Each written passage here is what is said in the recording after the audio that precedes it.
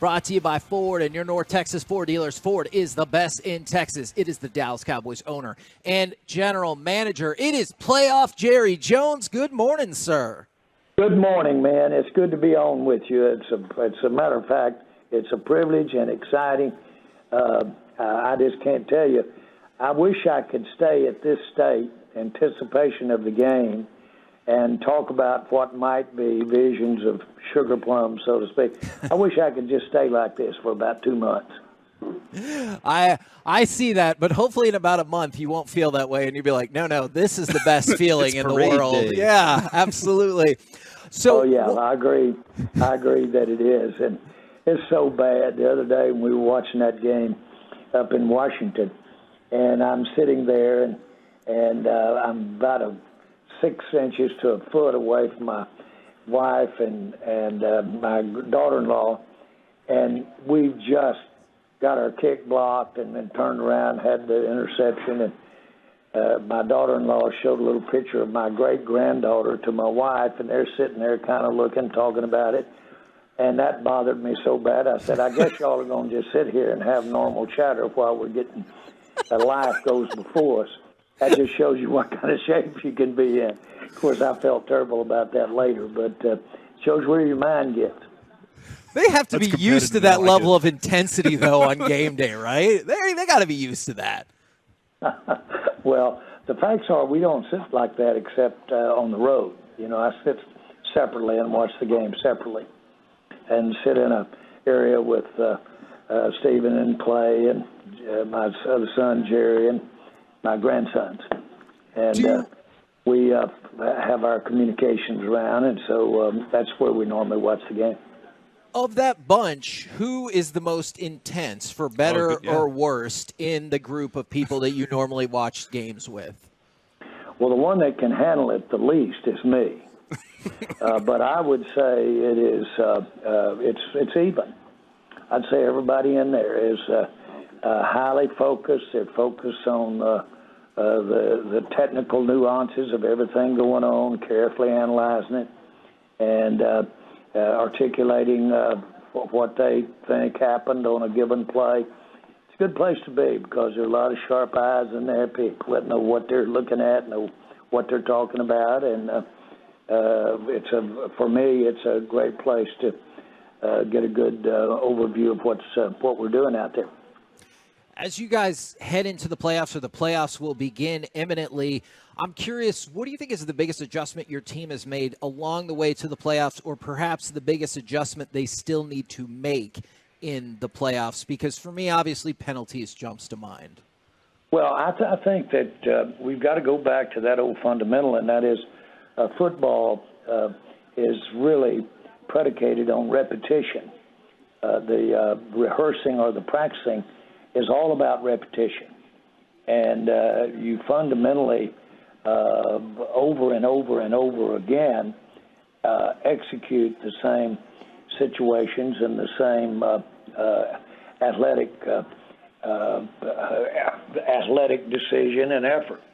What I'm seeing is the coordination between Dak and our receivers. I'm seeing the coordination in the offensive line. I'm seeing that improving. I do think that the pre-snap penalties are less likely to happen now than before the early part of the season. So I see improvement across the board. On the defensive side of the ball, I think we've gotten better at what we're going to be doing in the run game for the playoffs. We knew we needed to. We drafted that way.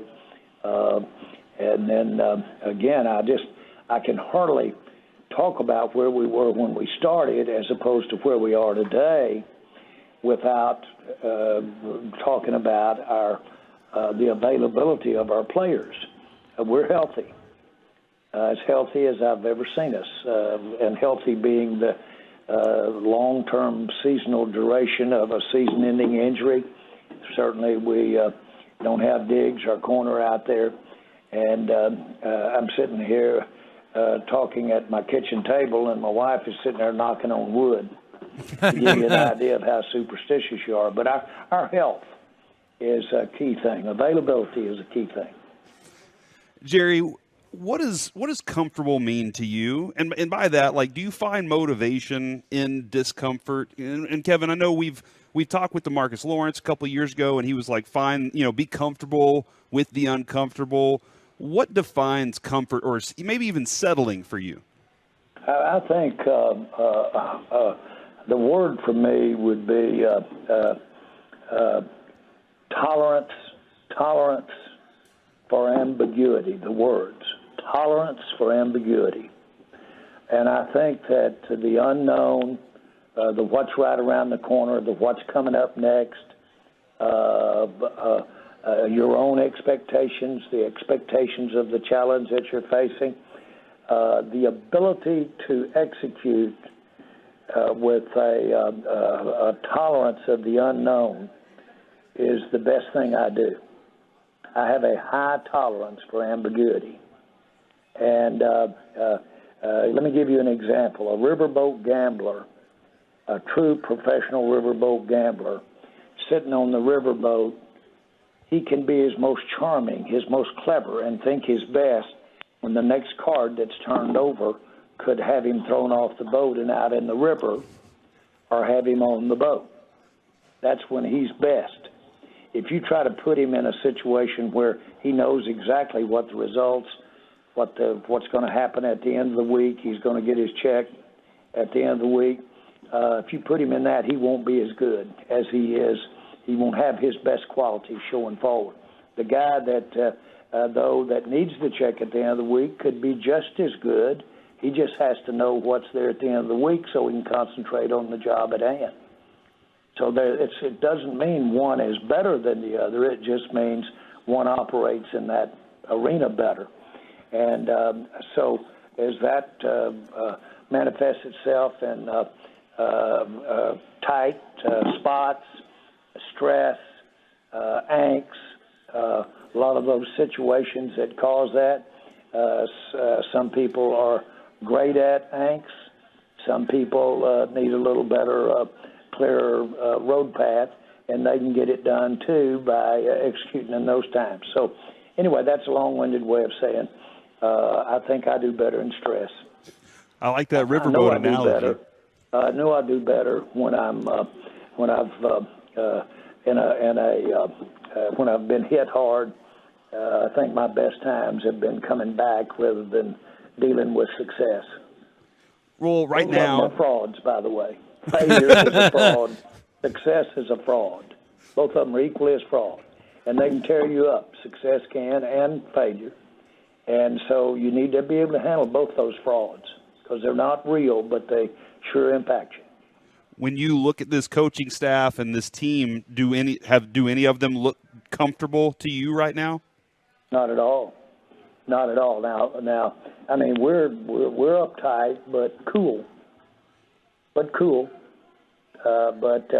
Man, everybody understands what's on the line.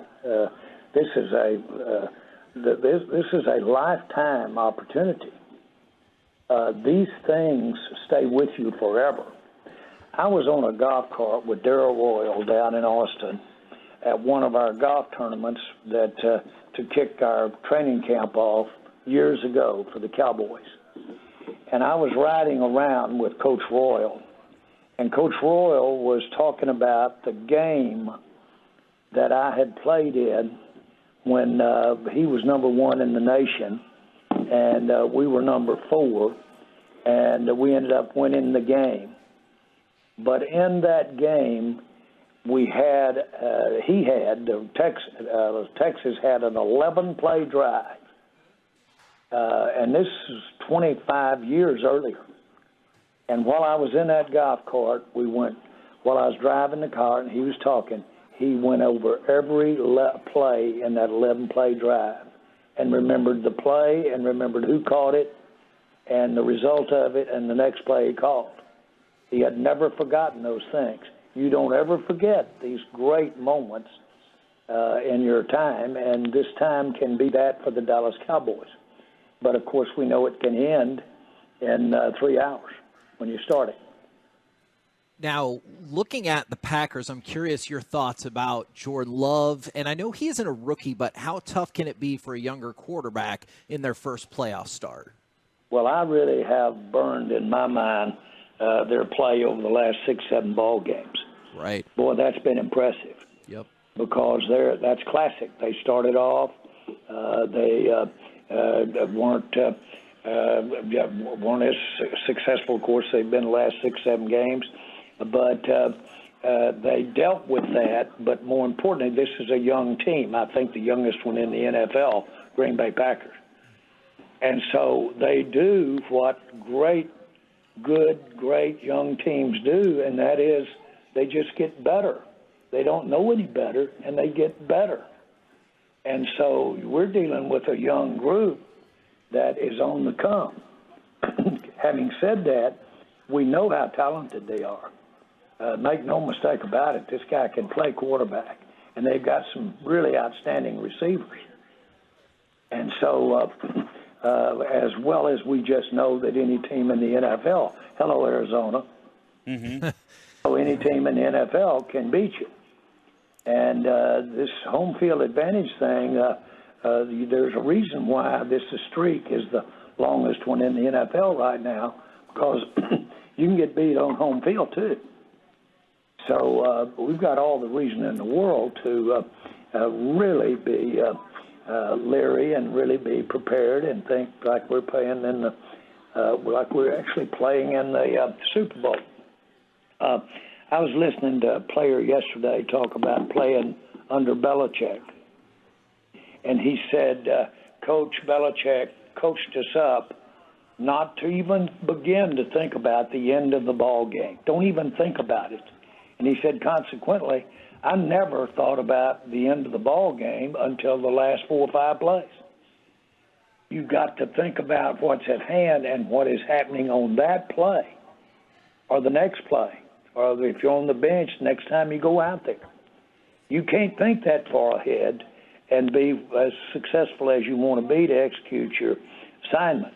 Well, that's very telling, because I think that's what you're into here with us, and that's what we're into with the Green Bay Packers. We better be thinking about the next 5 minutes in the first quarter, not even as far away as the half or the end of the game, and then go from there. Not to go off topic too much or anything like that, but since you did mention Bill Belichick, in the span of about 48 hours, Pete Carroll, 72, Nick Saban, 72, Bill Belichick, 71, all gone from their current position or they retired. I don't question the greatness of any of them at all. I am always curious, though, how big of a factor do you think age is when it comes to connecting with those younger players? I think you have to develop a technique. I think when you're close in age, you have one way of convincing, motivating. As you move along, if you're dealing with the right kind of human beings, there's more deference to an older person, more deference to recognizing what they can give you with their experience. But the guy doing it, the coach, has to start using it that way rather than when he was the same age as the player. And so it depends upon really the coach's ability to adjust. God gives us some extra knowledge as we move on away from not being in the same generation. You better learn how to use that, and you had sure better use it, because you're not going to kid them, and you're not going to be real if you try to act like they are at 30 when you're 60. But as long as you act 60 and you use the kinds of things that they don't have, you've got something to offer. Jerry, you can look at headlines. I was looking at, there was Tyreek Hill's talking about, I got to be focused because, his house was caught on fire the other day. There are players and coaches moving all over the place. Lots of distractions outside of the building. And coaches and players alike, they see that stuff. But how important is it for your guys to be focused on this moment? Well, I'll be very candid with you. I don't worry about that.